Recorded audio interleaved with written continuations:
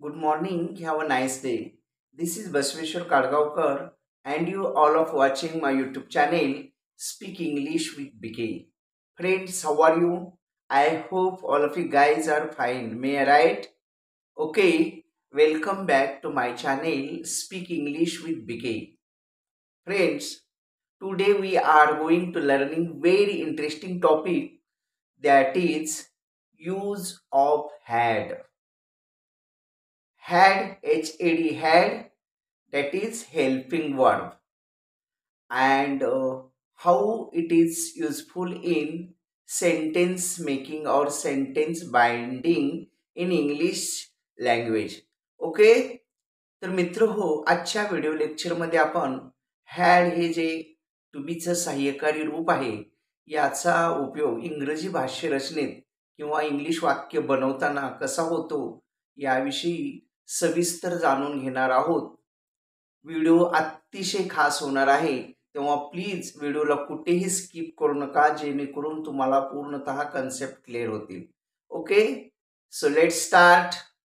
Use of had म्हणजे हॅडचा उपयोग इंग्रजी भाष्य रचनेत कसा होतो.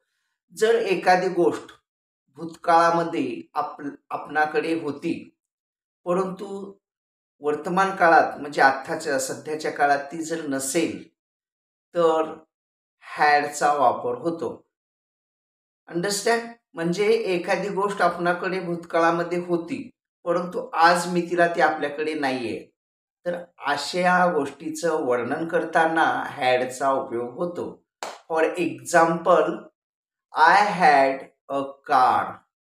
माझ्याकडे कार होती, परंतु आज नाहीये असं म्हटल्यासारखं.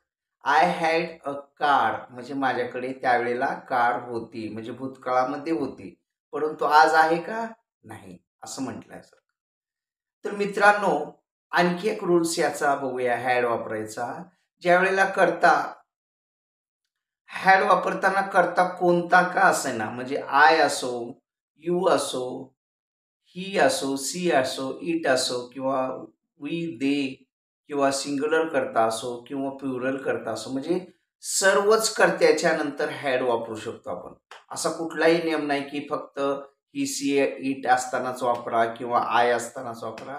तर करता इव्हन कोणताही असो, म्हणजे सगळ्याच कर्त्याच्या समोर आपण हॅडचा उपयोग करू शकतो. ठीक आहे. कारण आपण काल पाहिलेलं आहे की हॅज जे आहे ते ही, सी, इट नंतरच वापरतो किंवा सिंग्युलर करता असतानाच वापरतो, परंतु हॅड हे करता सिंग्युलर असतानाही आपण वापरू शकतो, प्लुरल म्हणजे अनेक वचनी असतानाही वापरू शकतो, किंवा जगातला कुठलाही करता आय असेल, वी असेल, यू असेल, यू असेल, दे असेल, ही, सी, इट असेल, किंवा सिंग्युलर नाव असेल, प्लुरल नाव असेल, कुठलाही करता असताना आपण हॅडचा उपयोग करू शकतो. You got it? ओके. तर examples, I had a car. माझ्याकडे कार होती. म्हणजे एखादी गोष्ट आपल्याकडे भूतकाळात होती, परंतु ती आज मी तिला आपल्याकडे नसेल, तर त्यावेळेला हॅडचा उपयोग करतात. दुसरे एक्झाम्पल बघूया.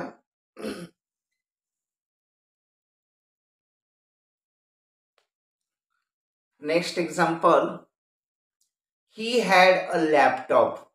त्याच्याकडे त्या लॅपटॉप होता, म्हणजे भूतकाळात होता, आता नाहीये. किंवा you had a farm house.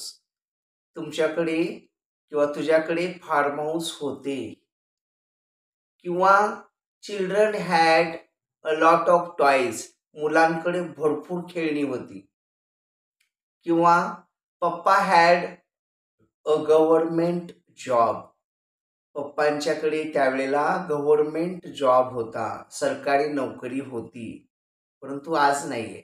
असं ज्या वेळेला वर्णन असतं त्यावेळेला हॅड अशा रीतीने वापरलं जातं, की जसं पप्पा हॅड अ गव्हर्नमेंट जॉब म्हणजे पप्पाकडे गव्हर्नमेंट किंवा सरकारी नोकरी होती किंवा गव्हर्नमेंट जॉब होता.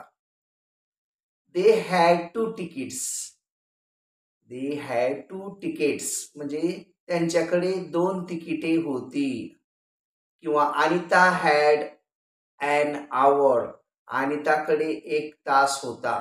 अनिता हॅड ॲन आवर म्हणजे अनिताकडे 1 तास होता. ओके. म्हणजे हॅड कधी वापरलं?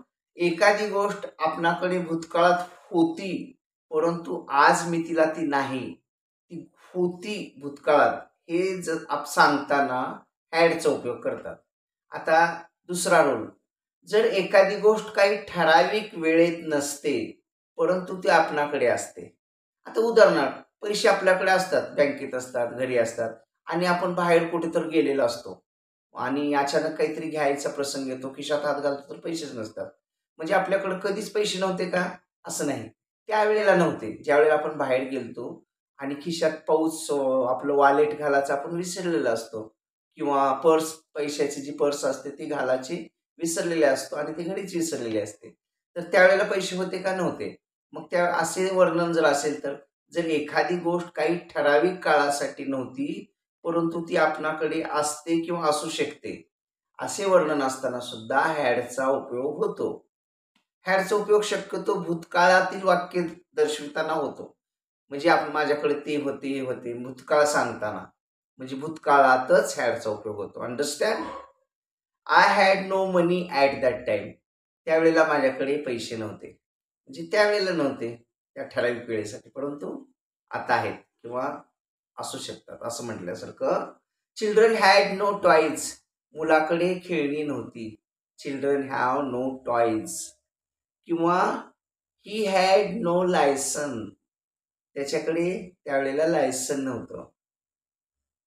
तर ठराविक वेळेसाठी एखादी गोष्ट नसणे, असे जेव्हा वर्णन आपण सांगत असतो त्यावेळेला सुद्धा हॅडचा उपयोग होतो. आता तिसरा रोल काय सांगतो? जेव्हा एखादी वस्तू आपणाकडे कधीच नव्हती भूतकाळात, आज असू शकेल पण त्या काळी नव्हतीच, तर असे वर्णन करताना सुद्धा हॅडचा वापर होतो. For example, I didn't have money. माझ्याकडे बिलकुल पैसे नव्हते. म्हणजे त्या काळामध्ये माझ्याकडे अगदी 1 रुपया सुद्धा नव्हता किंवा बिलकुल पैसे नव्हते असं सांगताना. किंवा I did not have time to spend.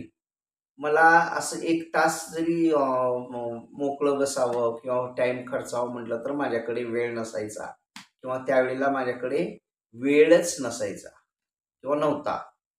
किंवा चिल्ड्रन्स डिडंट हॅव टॉईज. मुलाकडे कसलीही खेळणी नव्हती. चिल्ड्रन्स डिडंट हॅव टॉईज म्हणजे मुलाकडे कुठलीही खेळणी नव्हती. I didn't have time to spend. माझ्याकडे बिलकुल असा वेळ नव्हता खर्चण्यासाठी. किंवा आय डिडंट हॅव मनी. माझ्याकडे पैसे नव्हते. किंवा ही डिडंट हॅव मनी. त्याच्याकडे बिलकुलही पैसे नव्हते. किंवा सीता डिडंट हॅव मनी. सीताकडे पैसे नव्हते. किंवा लीला डिडंट हॅव टू टाईम. लीलाकडे वेळच नव्हता असं म्हटलं असेल. I hope all of you guys understand the proper use of had, that is helping verb.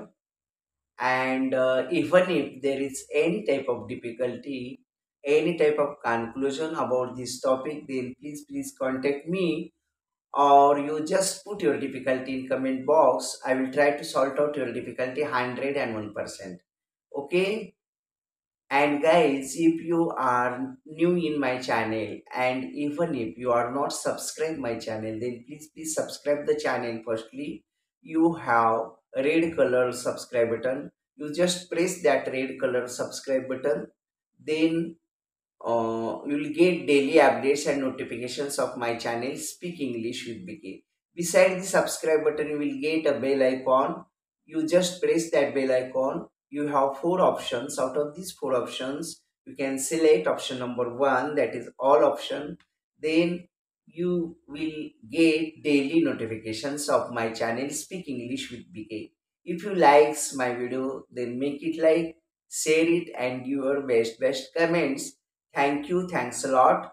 Friends, we stop here. Have a nice day. Keep smiling forever.